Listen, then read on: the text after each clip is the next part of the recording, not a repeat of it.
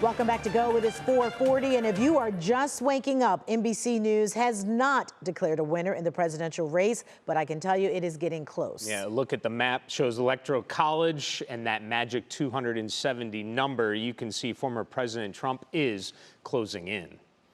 Mr. Trump won the key swing state of Pennsylvania overnight, and that is where we find NBC's Jay Gray. And Jay, Pennsylvania flipped to red this election.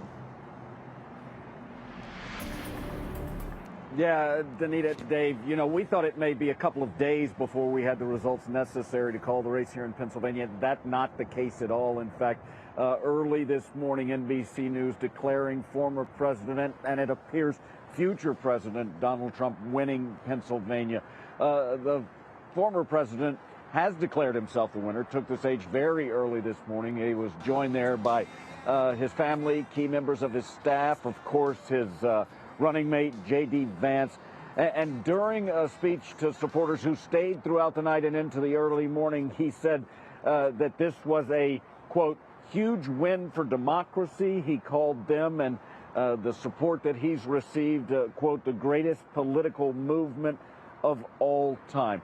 You began to see early on, as the results started to filter in overnight, the former president taking a huge lead as far as electoral college votes, and it continued to build.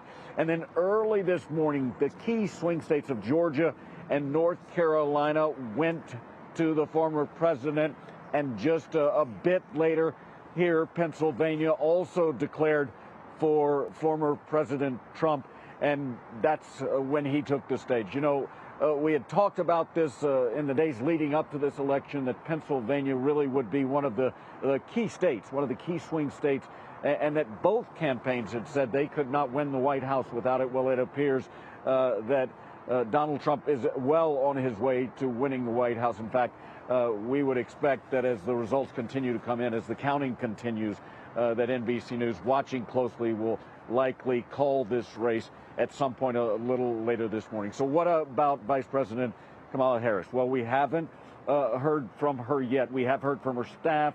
They have said that she does plan to speak in Washington at her alma mater, Howard University, to address the nation at some point a bit later today. So that's the latest right now here in Philadelphia. Dave, Danita, back to you. All right, Jay Gray reporting live for us this morning. Thank you, Jay.